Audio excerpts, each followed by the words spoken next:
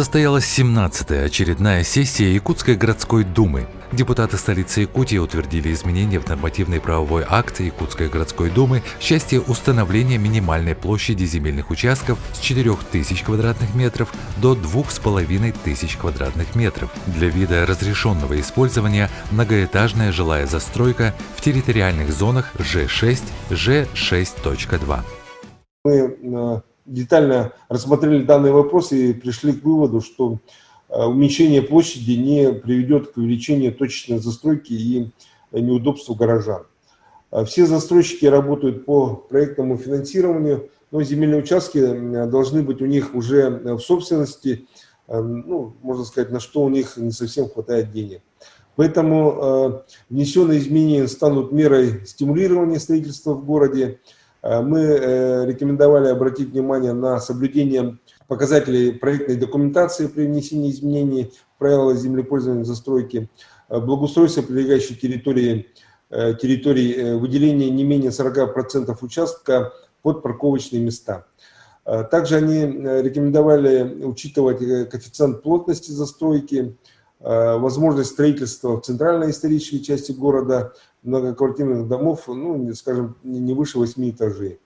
И самое важное, нам необходимо учитывать при застройке кварталов обязательное наличие социальных объектов, скажем, первичные медицинские пункты, детские сады и школы. Сейчас мы находимся на перекрестке улицы Кирова-Лермонтова. Большие многоквартирные дома, которые построены за последние годы. Почему у нас в многоквартирных домах, где проживает большое количество людей, пожилых, детей, отсутствуют филиалы поликлиник шаговой доступности? СМИ телепрограмма «Точка взаимодействия» неоднократно освещала деятельность общественника, члена партии «Единая Россия», инвалида первой группы по зрению Сергея Петровича Хромова. Он уже не первый год добивается создания медицинского учреждения на первом этаже многоэтажного дома в ходе строительства. Примером для Сергея стала стратегия строительства бывшего мэра столицы, а ныне главы Республики Саха-Якутия Айсена Сергеевича Николаева. В свое время, в связи с нехваткой в Якутске детских садов и школ, Айсен Сергеевич начал их размещать на первых этажах новостроек. Время показало правильность такого решения, ведь численность населения столицы республики растет. Обратите внимание, это пример дома, который я вам предлагаю. Строительной компании АО ДСК. Возводится он за 24 календарных месяца. На первом этаже здесь запроектирован изначально соцкульбыт с хорошими широкими лестницами, входными группами, пандусом для маломобильных граждан. Это очень важно при проектировании, и то, что это сделано. Вот он, у нас в городе, он работает. Хорошие парковочные места, красивый, чистый, удобный, комфортный. В таком доме будет поликлиника в каждом районе нашего города. В случае расположения медучреждений на первых этажах новостроек выиграют инвалиды, которые смогут обращаться за медицинской помощью практически по месту жительства. Хорошим примером реализации такого подхода стал Дом ветеранов в столице Якутии, где на первом этаже для жильцов создана поликлиника. Сергей четко понял и свою личную выгоду. Выгода заключается в том, что вот эти очки, они просто прячут мои глаза. Раз в полгода я летаю в город Уфа, где башкирские медики, применяя современные технологии и препараты, которые производят на месте, делают мне плановые, очень болючие до невозможности операции, но я вынужден терпеть и бороться за жизнь, потому что мне это помогает и помогает другим людям. Да, у меня есть выгода в том, чтобы проходить плановое лечение на территории нашего города. Недавно было совещание в Башкортостане, медики готовы провести обучение наших якутских медиков, чтобы они здесь использовали этот препарат и лечили большое количество заболеваний. Тем более сейчас у нас коронавирус. Препарат очень сильно повышает иммунитет. Препарат называется Аллоплант. Препарат вводится инъекционно, внутримышечно, внутривенно, во все органы, которые поражаются разными заболеваниями. Его делают именно по назначению в лаборатории города Уфы. Улица Зорге, центр глазной и пластической хирургии. Современный, мощный, очень мощный и очень эффективный. Так что проверено на себе. Я это делаю по одной причине, чтобы у нас в городе была современная, классная, мощная клиника, и наши врачи оказывали нам профессиональное медицинское лечение и помощь. Для этого есть деньги спонсоров, инвесторов, строительной компании, площадки правительства, города. Пожалуйста, давайте вместе делаем это в кратчайший срок и будем приносить пользу всем жителям Республики Саха-Якутия.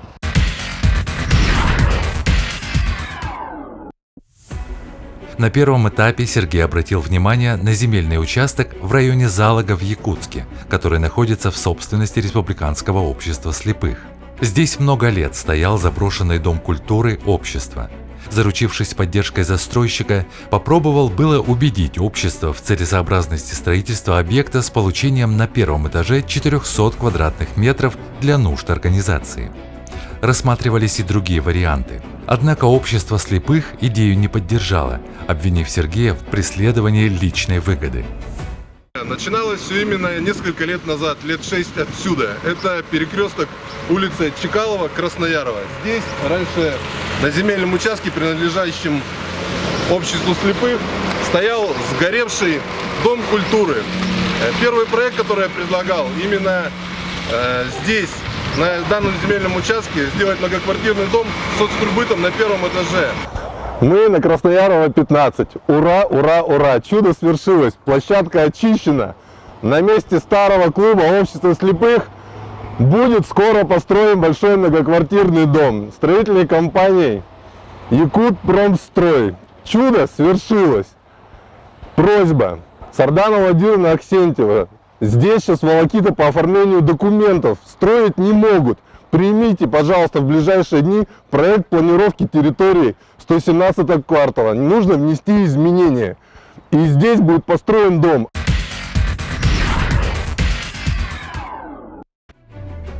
Сергей не стал сильно огорчаться и создал новый проект.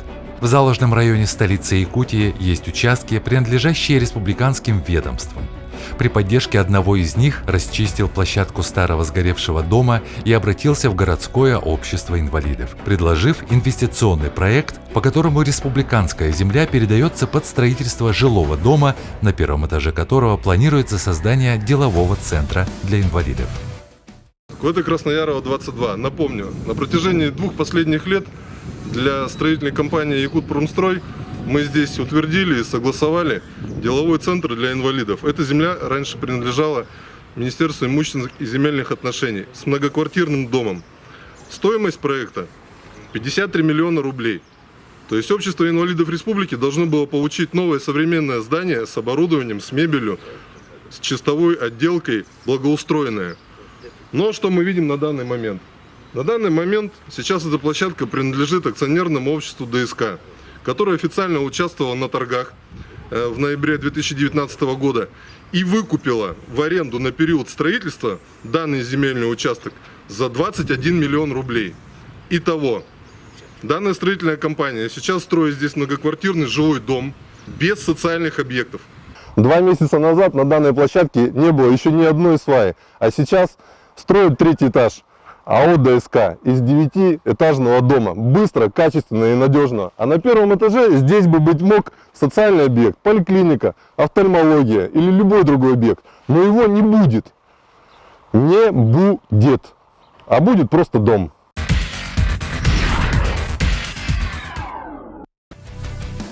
К сожалению, многие государственные земли и участки в достаточной мере не контролируются государственными чиновниками.